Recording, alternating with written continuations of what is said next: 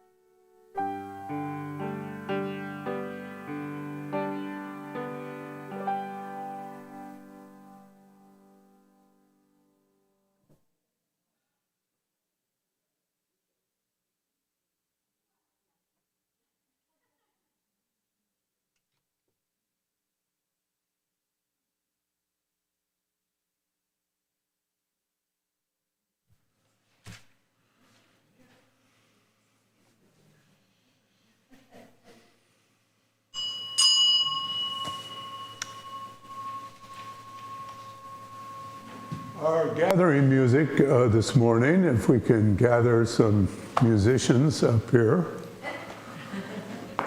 Paul, Steve? No.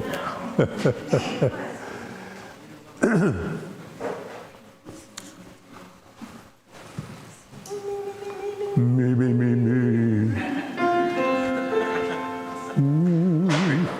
Who's which part? Did you figure it out? We'll do it in, it's 318. 388. One more.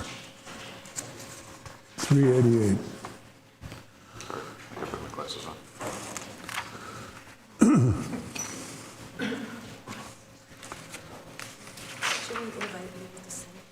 Yeah. So what we're going to do, we're going to sing Done Nobis Pacem. This is group 1, right over here. And this is group 2. And we'll be, I think we'll keep it to 2 groups. We're going to sing it 3 times. First time is in unison. And then we'll break up into the 2 parts.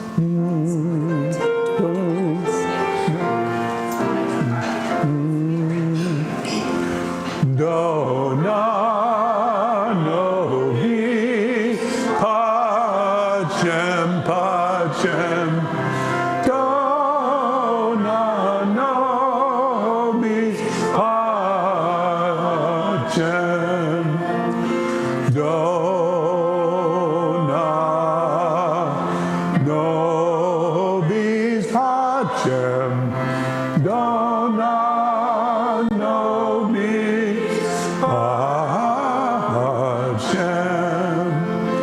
Dona nobis pacem, pacem. Dona nobis pacem. Dona nobis pacem, pacem.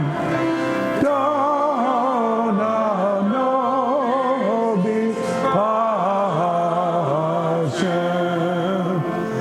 Dona nobis pacem. Dona nobis pacem.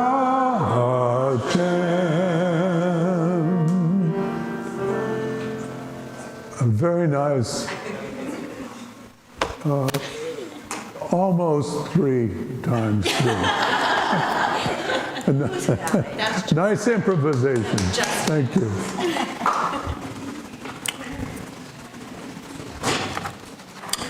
So good morning and a warm welcome on a very snowy morning. It's glad to see some hardy folks here this morning. Here at All Souls Unitarian Universalist, we are a liberal religious congregation that nurtures lifelong spiritual development. We covenant to create a welcoming and caring, justice-seeking community within and beyond these walls. My name is Charlie Schott. I'm president of the board and your liturgist this morning. I'm joined by Reverend Joan Javier Duvall.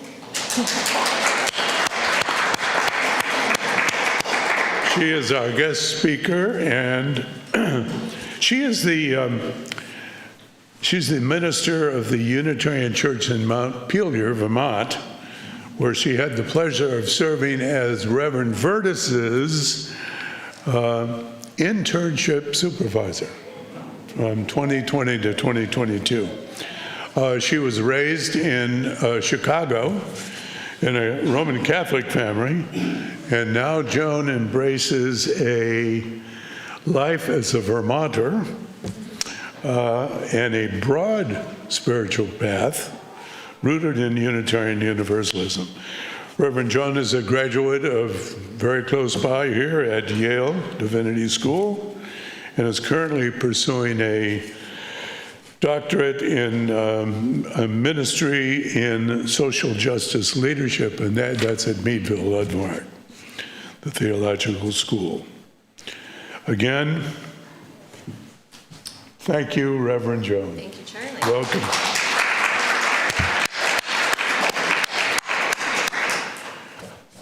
And we also, this morning, were able to get Perry, our Director of Faith Formation. Adam came in to work tech. Gary made it from on the keyboard. And I see some greeters and ushers, and thank goodness the coffee team as well. So thanks to all of you. Our pastoral caregiver today is Paul Carolyn. Paul? So if you need or in need of pastoral care, Paul is available during the service or after the service to lend a kind ear. If you're new to All Souls and want to know more about our faith community, there will be someone right over there at the table. They'd be happy to greet you and answer any of your questions. Well, it's really good to be here today with all of you hardy souls. So thanks for being here. Before we begin our service, we have a few announcements. Steve, are we still doing the spiritual practice? We're going to meet someplace and see. Okay, good. We had a nomination in leadership development. I talked to Lisa this morning. That will be rescheduled. We'll also reschedule the poetry group as well. You may recall last year we did a whole series of one-on-one conversations. Last week we handed out sheets of paper for those that wanted to join in that effort again this year. And we got a good return, but those who did not send in a slip and would like to, all you need to do is call Tam in the office and we'll get you hooked up in that process. The ICI process, ICI is the Interfaith Covenantal Initiative, of which All Souls is a founding member. It goes back a number of years with almost 24 ministers in the greater Southeast Connecticut area. The one-on-ones are lead up to what will become house meetings where we will voice our social justice concerns, and that will lead to social justice action done by this Interfaith Justice Coalition called ICI. The office will be closed tomorrow in honor of Dr. Martin Luther King Jr. There'll be a new member class, Zoom class, on Wednesday, the 21st, from 6:30 to 8 p.m. for those wishing to learn more about Unitarian Universalism and what it means to be a member of All Souls. More is on the welcome table in the back of Unity Hall. Next Sunday, the 21st, is our stewardship campaign kickoff, which has to include a pancake breakfast after the service, which it does. Reverend Vertus will be preaching. A note about the All Souls tag sale. Save the date, May 2nd. We need you all. Tag sale is our single largest fundraiser. Participation from every household is key to its success. So watch for volunteer sign up in March and April. For additional announcements of opportunities for connection during the week, see the printed announcement that you received on the way in. As we begin our service, let us all take a big collective breath together.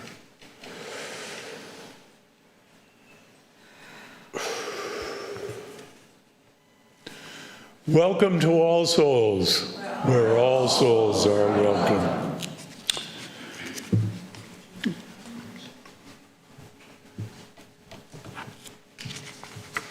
Good morning, All Souls. It is such a pleasure to be with you today and to get to meet the community where my dear colleague, the Reverend Vertus LeVar Robinson, is making some good trouble. The Reverend Dr. Martin Luther King Jr. once said, "The question is not whether we will be extremists, but what kind of extremists will we be? Will we be extremists for hate or for love? Will we be extremists for the preservation of injustice or for the extension of justice?" And so it is, we come together to encourage one another toward the extreme not of hate or injustice, but of love and justice. We come together to dream boldly and act courageously. We come together to build up peace, joy, love, and strength. May this time we share enliven our spirits and enlarge our hearts, for the work of love and justice beckons us forward. Come, let us worship together. I invite you to rise and body your spirit as we sing our opening hymn, "There is More Love Somewhere," and you can remain standing for the passing of peace.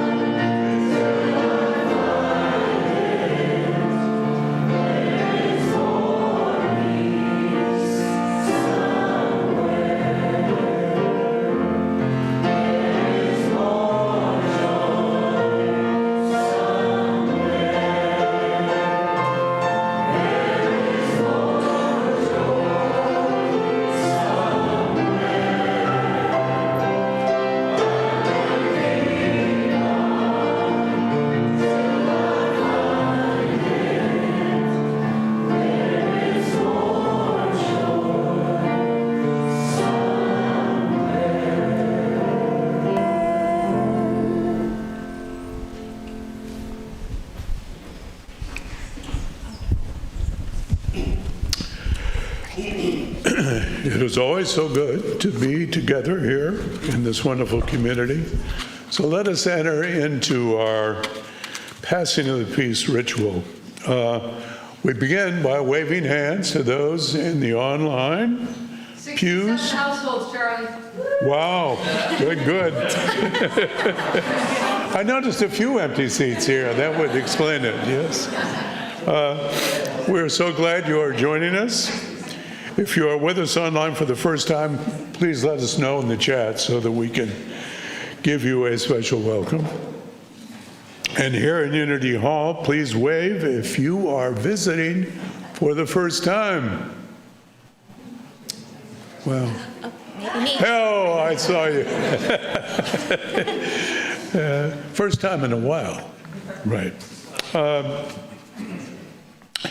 As we are in the midst of the cold and flu season, we can greet each other with those around us, spread the love and not the germs.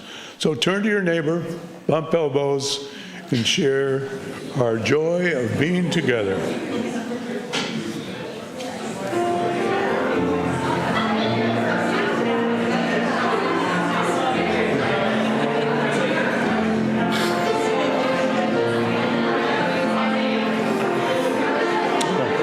Thank you, Charlie. You're welcome, Charlie.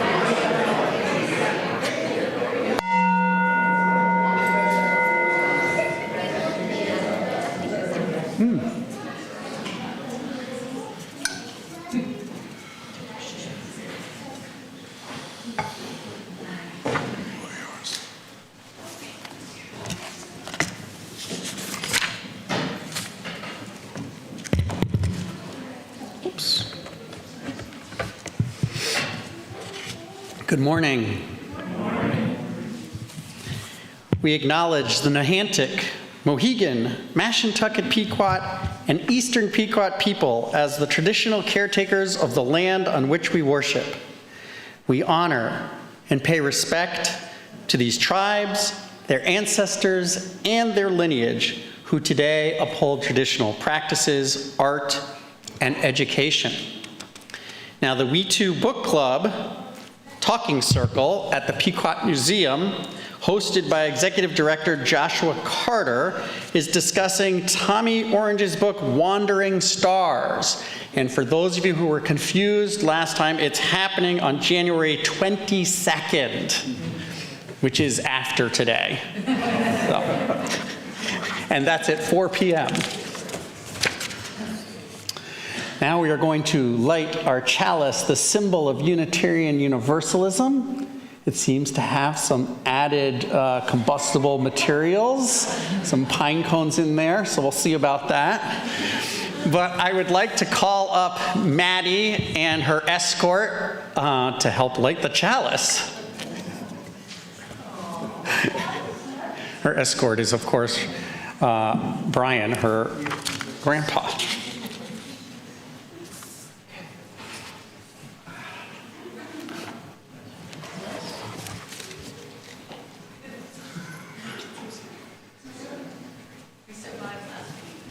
Yeah, it might be okay. There's a fire extinguisher in the bulkhead if we need it.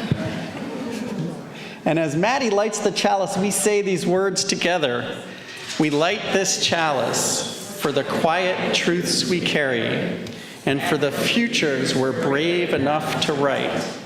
In this circle, we honor the courage it takes to live openly, the softness that sustains us, and the joy and power that grow when we gather.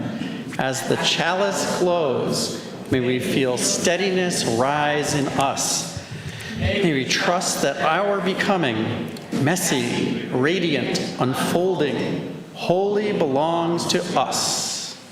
Thank you, Reverend Jamie Yandel, for those words. And thank you, Maddie. We also light a candle of peace today. And we light this candle for protesters, both here in the U.S. and abroad. We know that we cannot take the right to peaceful protest for granted. And it is a vital act in working toward a just world. We light this candle for those who stay strong in making their voices heard, and for those who put themselves in danger to speak out. May all be safe and heard, so we may bend the arc of justice around the world. Amen. So, I would like to invite the children in the back of the community room, to come forward so you can see the story. For those of you online, you can't see, but they're off in like the cave, in the back of the cave. We have to bring them to the front of the cave for the story.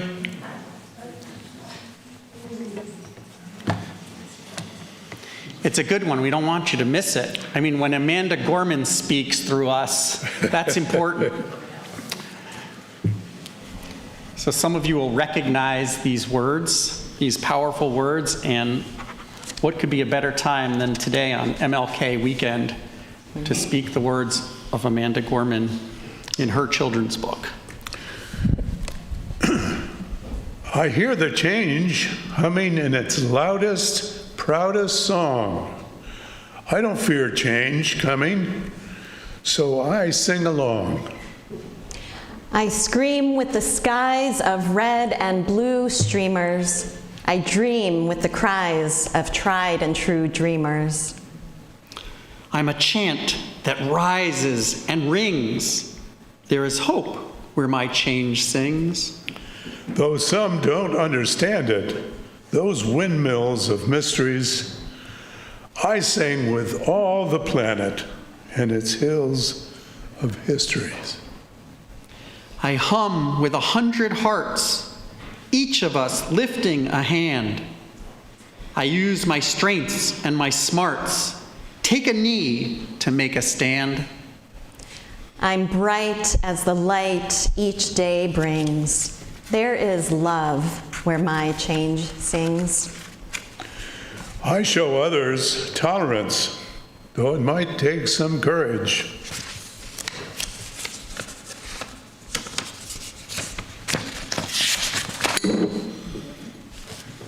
I don't make a taller fence, but fight to build a better bridge. I talk not only of distances, from where and how we came.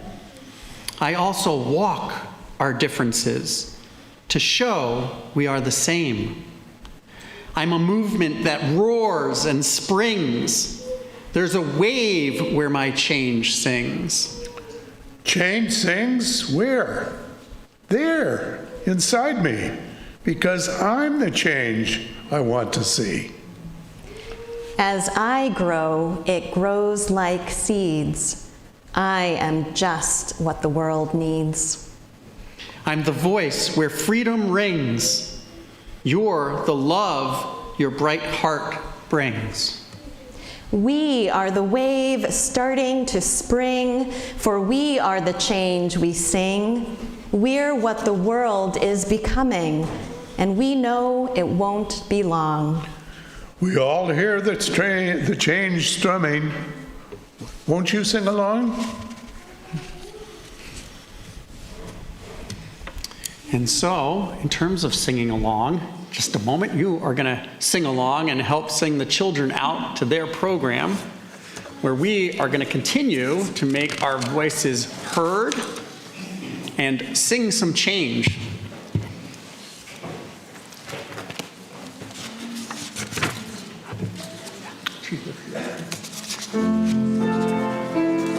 Actually, Gary, we're going to do Trees of the Field first. Trees of the Field first.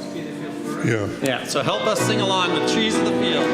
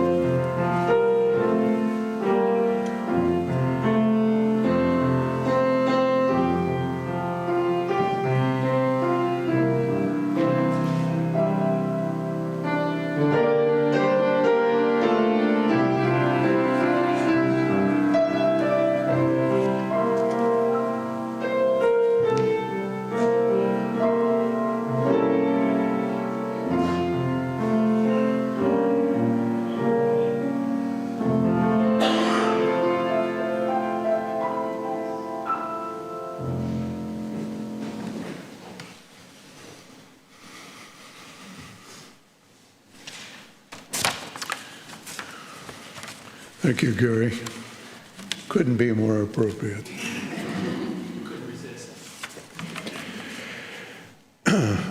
This reading is an excerpt from Dr. Martin Luther King Jr.'s speech in Montgomery, Alabama, on March 25th, 1965. It was delivered at the conclusion of the march from Selma to Montgomery.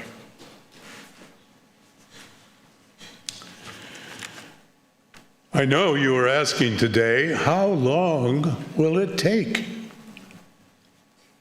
Someone's asking, how long will prejudice blind the visions of men, darken their understanding, and drive bright-eyed wisdom from her sacred throne? Someone's asking, when will wounded justice, lying prostrate on the fields of Selma and Birmingham and communities all over the South, be lifted from the dust of shame and reign supreme among the children of men? Someone's asking, when will the radiant star of hope be plunged against the nocturnal bosom of this lonely night? pluck from weary souls with chains of fear, manacles of death. How long will justice be crucified and truth bear it?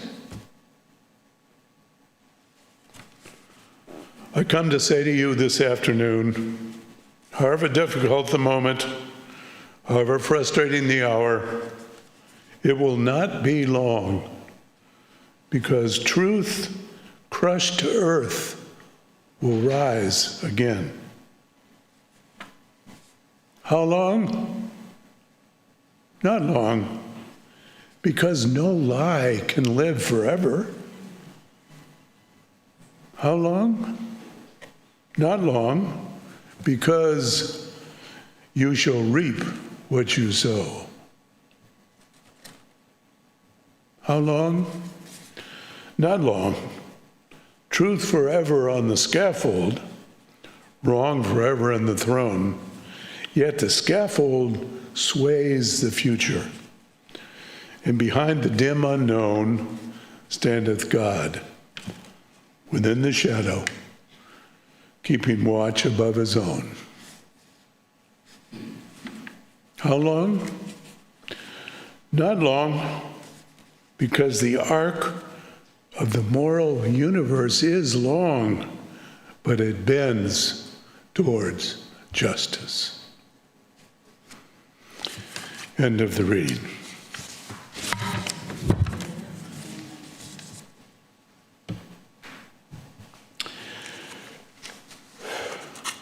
We are a beloved community, and one of the ways that we create and sustain community is to bear witness to each other's lives, both our joys and our sorrows, through the candle lighting ritual which creates a circle of love and care. Those souls at home can join us in the online pews, may write in the YouTube what they would like to have shared here today in Unity Hall. A reminder to please refrain from responding to one another, so it's easier for us to find the response. And so you can continue after the ritual is complete. Those here in person are invited to come forward and light a candle of intention as you are so moved. Those of you at the front of the line, please go to the front of the line to the far end so it enables the line to move. The circle is open. Your joys and your sorrows are welcome here. It is now open.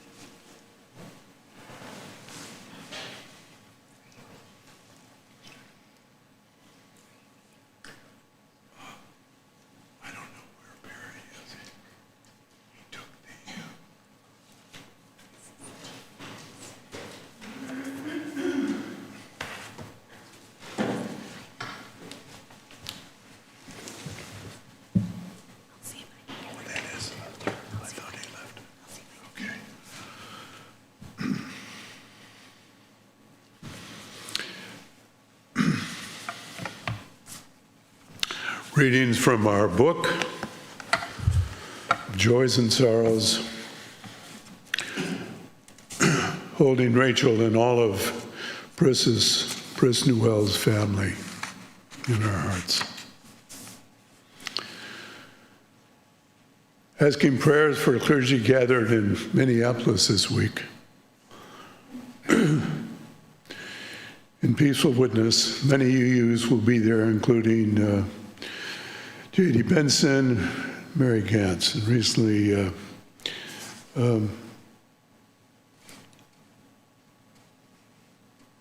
I can't read the last line here, but that's from Mary Grace and J.D. Benson.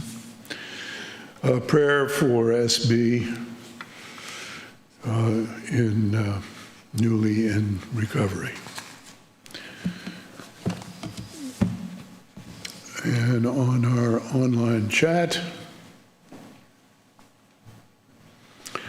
from Mary Jane Bruceman, please, let's see, remembering Pris today. With joy and sorrow, from Maura Herbert. Beverly Langweld, prayer for the safety of all protesters and the monks marching for peace on their path towards Washington, D.C. From Judy B.M., gratitude for the virtual option to hear our guest preacher. There are 82 households here. 67 to 82. Susan Hartman, please send some good energy to Dave Hartman, who just completed his 6th and hopefully last chemo treatment. There will be a PET scan in 7 weeks when we will know where he is at. Susan Hartman, some good vibes, please. Thank you.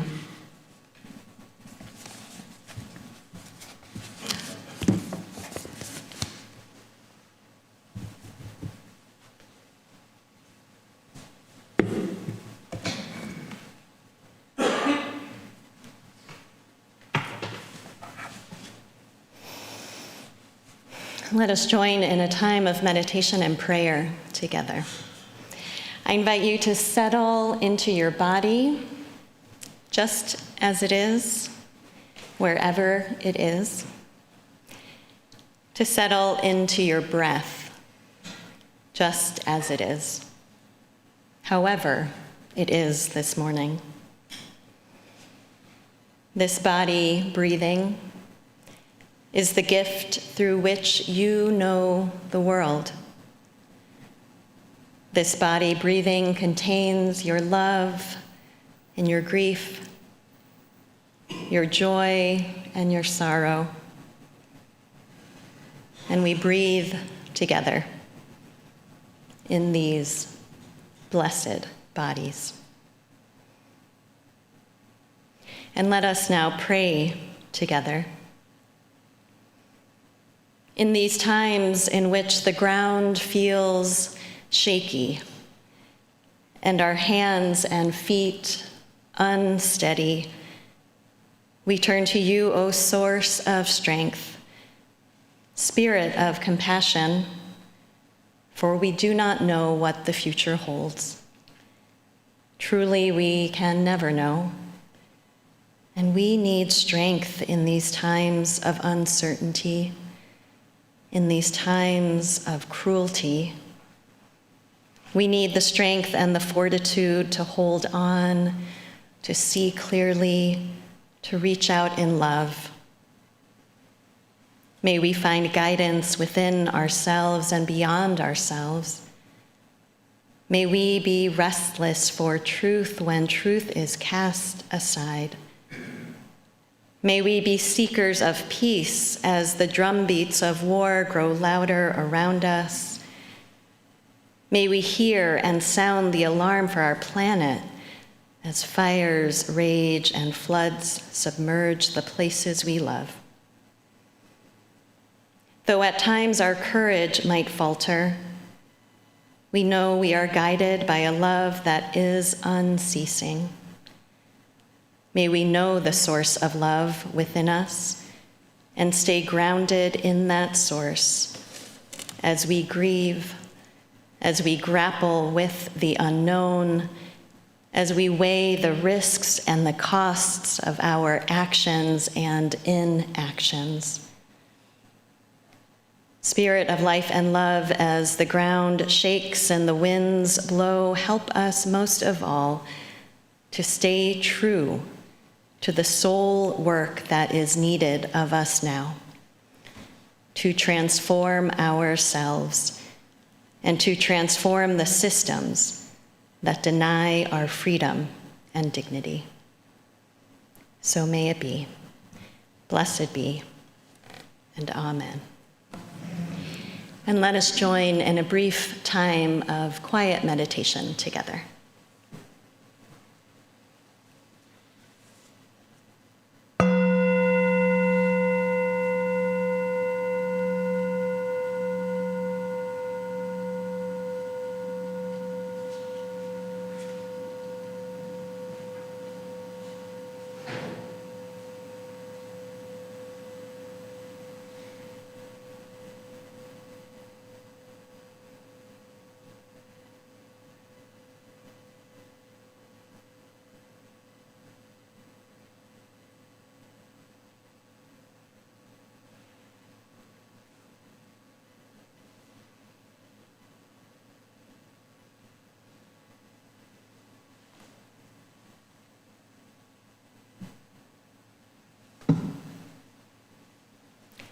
Amen and Ashe.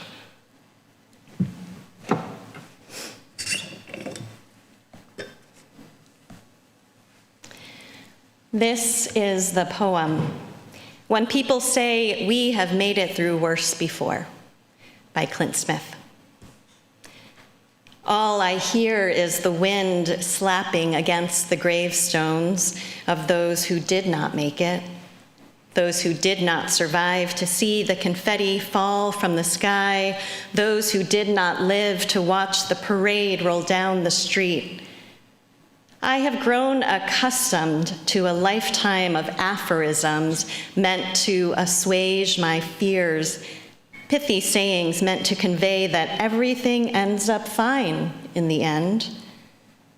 There is no solace in rearranging language to make a different word tell the same lie.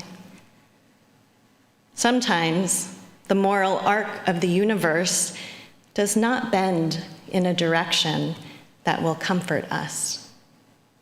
Sometimes it bends in ways we don't expect, and there are people who fall off in the process. Please, dear reader, do not say I am hopeless. I believe there is a better future to fight for. I simply accept the possibility that I may not live to see it. I have grown weary of telling myself lies that I might one day begin to believe. We are not all left standing after the war has ended. Some of us have become ghosts by the time the dust has settled. Here ends the reading.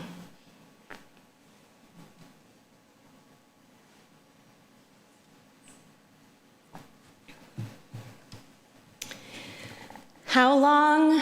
Not long, because the arc of the moral universe is long, but it bends toward justice.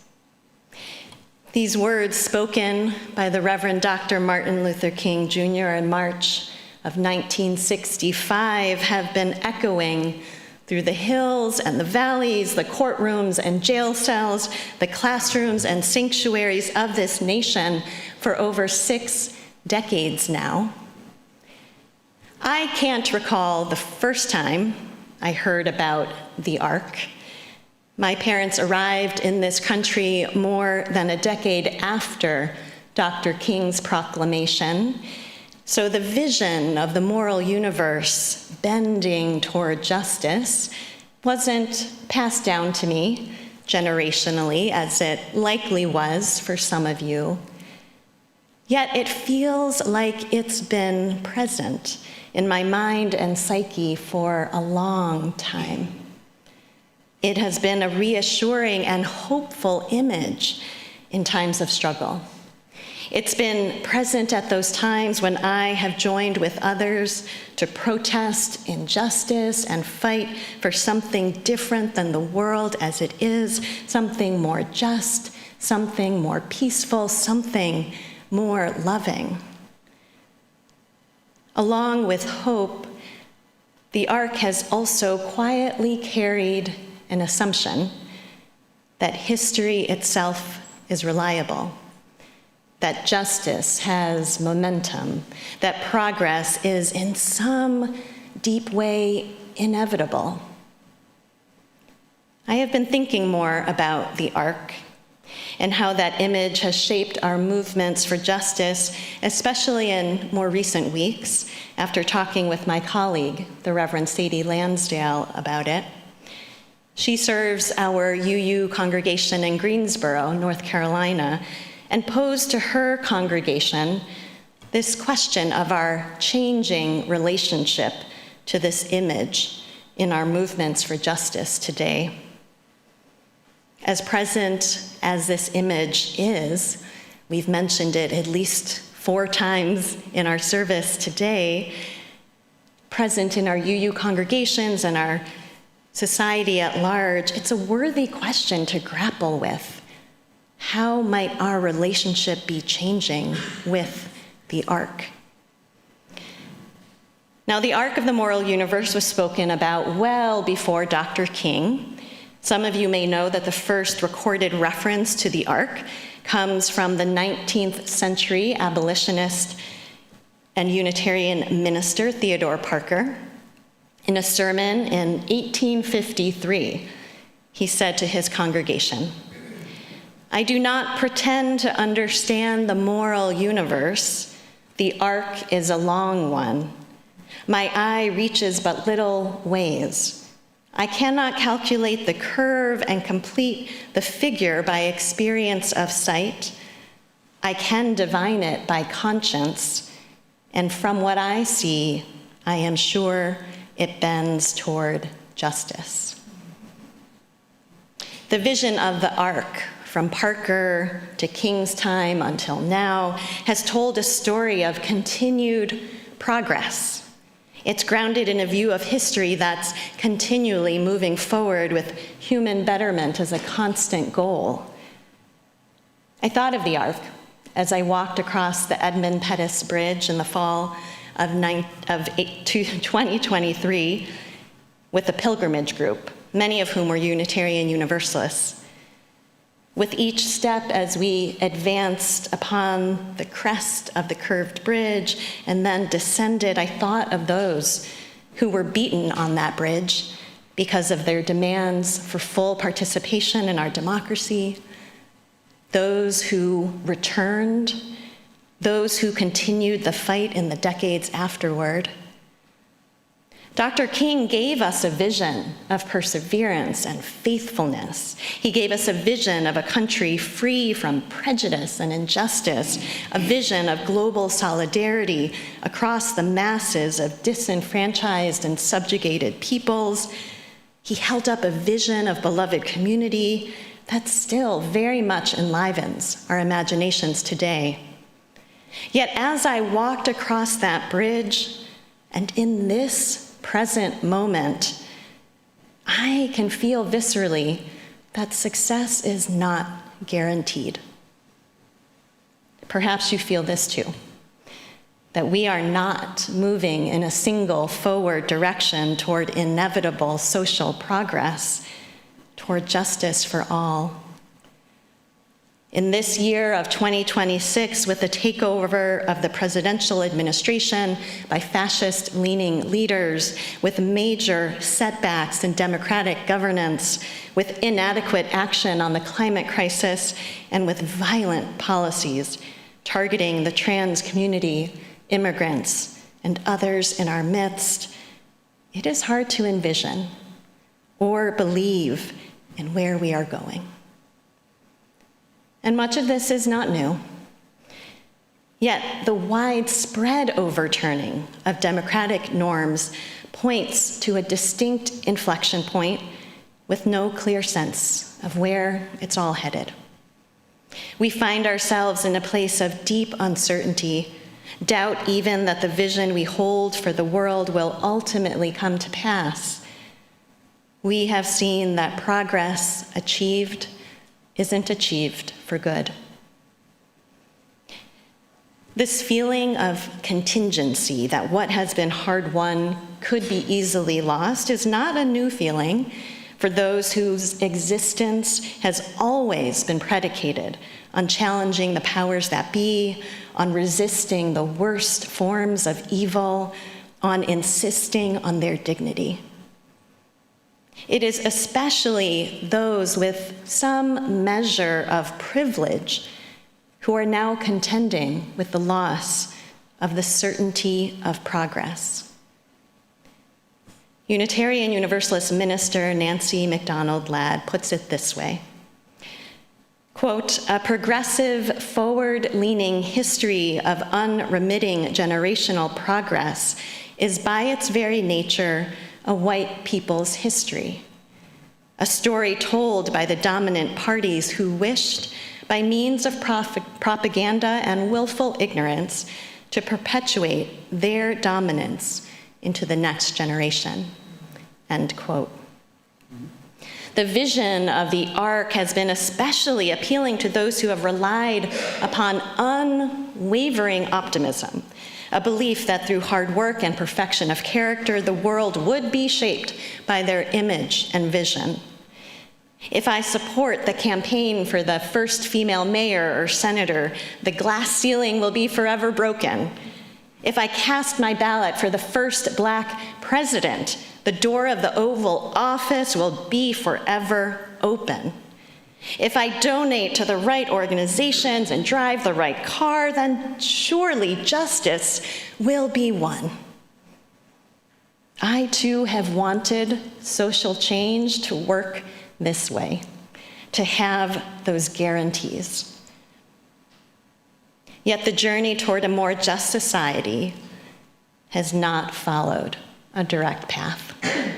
We return to moments of history that feel eerily similar to ones prior. We humans repeat past mistakes, and those of us committed to justice and peace take up a struggle and a fight that we thought had been won. During Dr. King's time, the arc that he could see was bending. There were real victories that were won. Some of you here might have been part of making those happen. But perhaps Dr. King could not foresee how dramatically that arc would swing back in the other direction. The arc may still inspire us, but it can no longer absolve us of responsibility or promise us results without demanding something of us. Clint Smith gives voice to what Black Americans and other groups plagued by oppressive systems have come to feel and to know through lived experience since Dr. King spoke those words. The arc doesn't appear to be bending toward justice for them. There is too much evidence to the contrary. And yet Smith says he hasn't given up hope. He writes, "I believe there is a better future to fight for. I simply accept the possibility that I may not live to see it." Let's just pause for a moment there. there is grief in coming to terms with that reality. What is unraveling is not only a political order, but a story we were told about how change works. As we reimagine how we move forward together, I invite you into what the Polish psychologist Kazimierz Dabrowski calls positive disintegration. This is the process of letting go of old belief systems and ways of being so that new ones can emerge that lead to greater wisdom. This development of the human psyche and spirit doesn't happen instantly. Sorry, that was a lot louder than I thought it would be. Wow, that's a very live mic. I'll do that over here next time. Ooh, that was a jolt. It doesn't happen like that. You don't just let go of your old belief systems and poof, there are the new ones. It takes courage to let go of old beliefs and to live without the certainty of what comes next. To live without certainty reveals our vulnerability.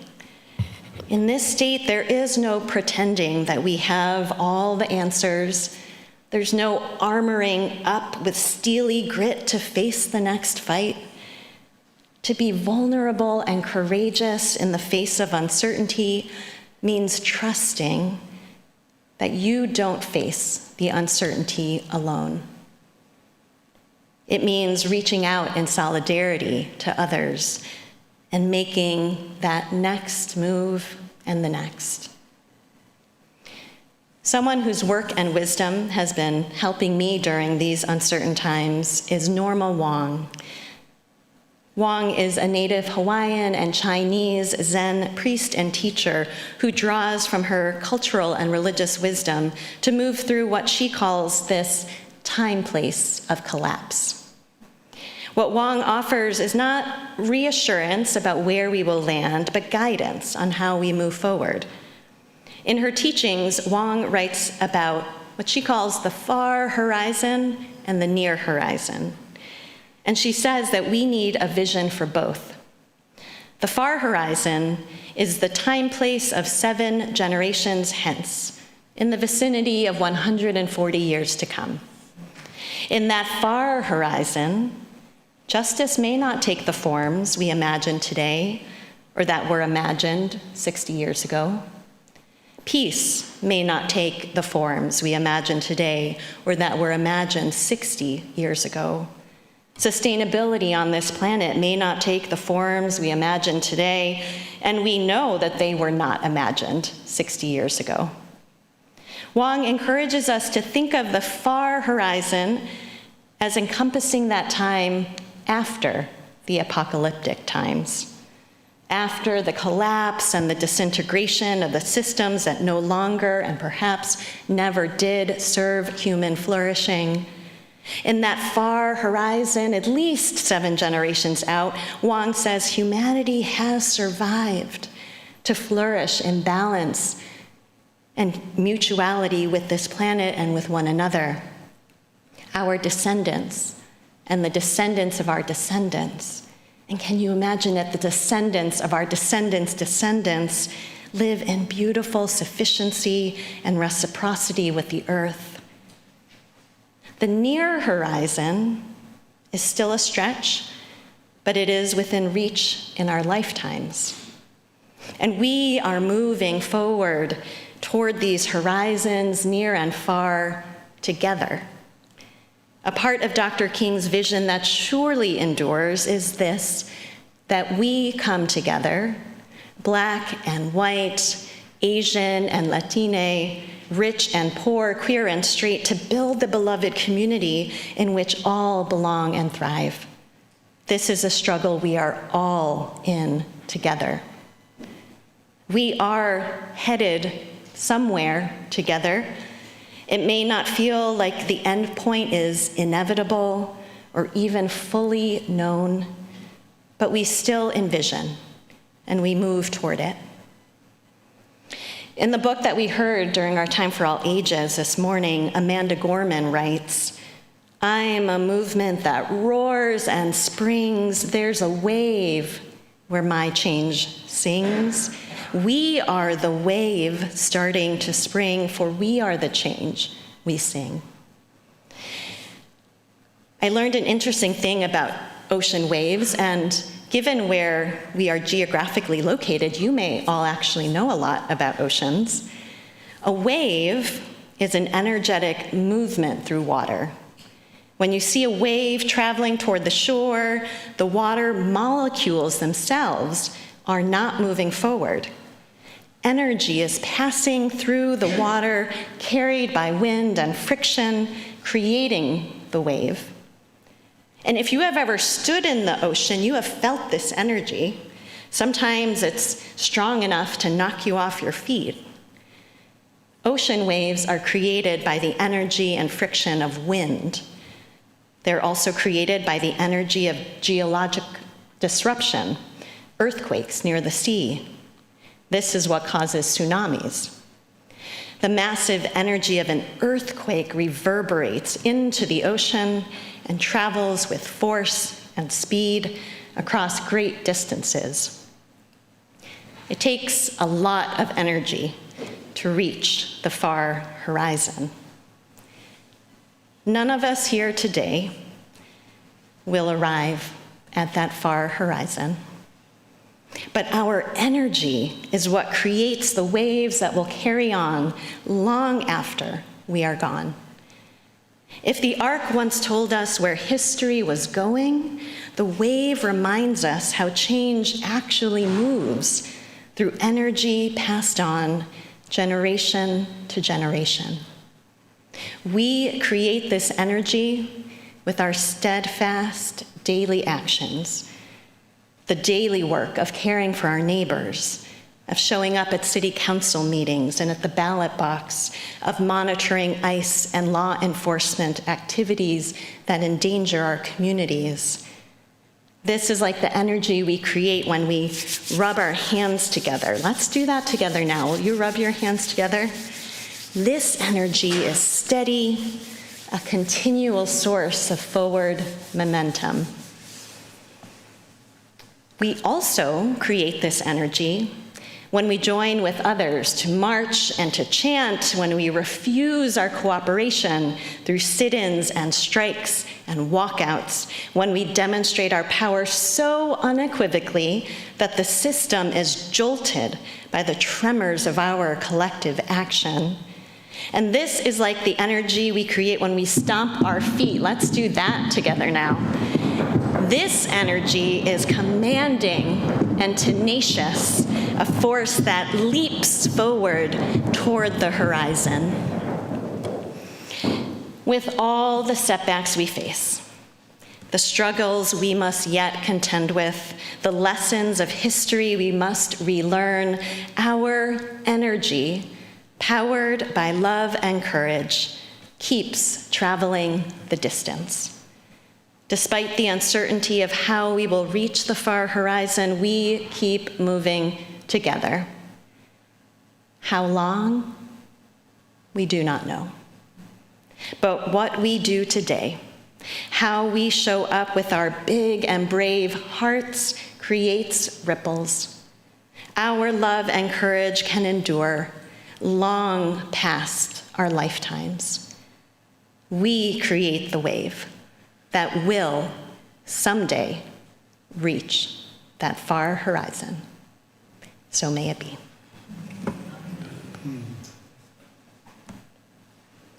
Let us share in just a brief moment of silence together.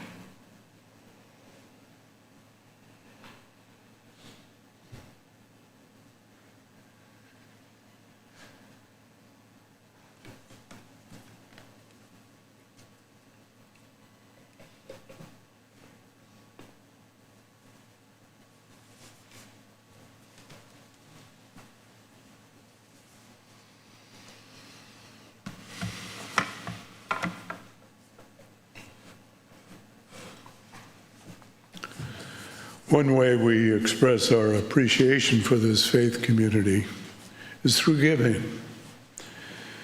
We are grateful for your generosity.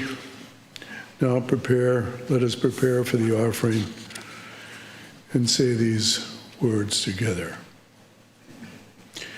Before we do say those words, a couple of announcements. Both the Food for the People and our Good Neighbor offering have been postponed from this week and will be rescheduled. That's for fresh and for Food for the People, the beads and rice. So now let us say these words together. He doesn't have that slide. Oh. You all know this. We give to the work of All Souls. Our work weaves the fabric of love called community. To this end, we dedicate ourselves and this our offering.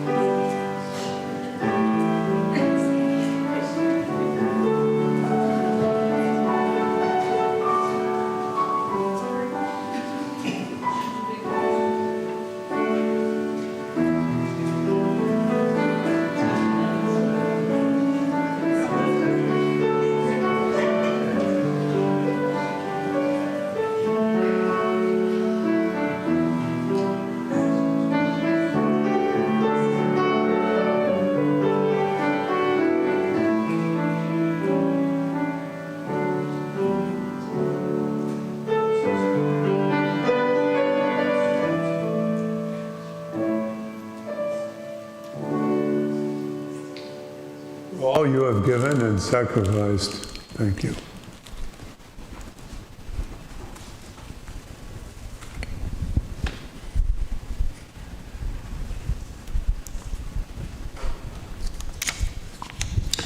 Please rise in body and our spirit, singing the final hymn, Building a New Way, and remain standing for the chalice extinguishing.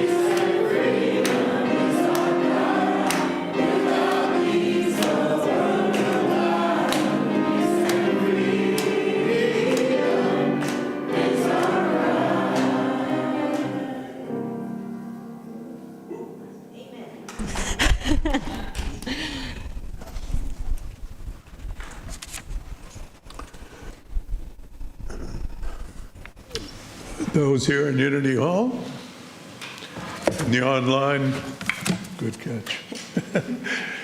And in the online pews, place a hand on your heart and reach out. Thank you.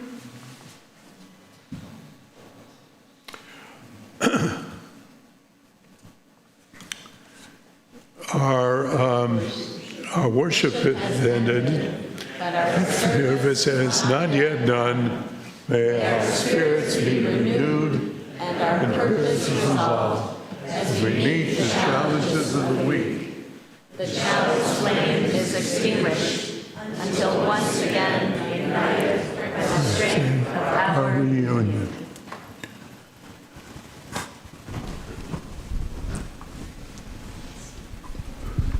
You've got one more line. Okay.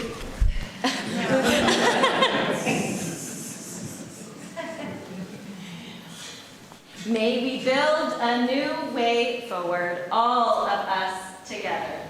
With the wisdom of those who have come before us, guiding our way and finding strength and courage in one another. Though the way may seem long and our feet may be tired, may we yet rise up like a mighty tidal wave of love. Go forth, all souls. Please be seated as we enjoy the postlude.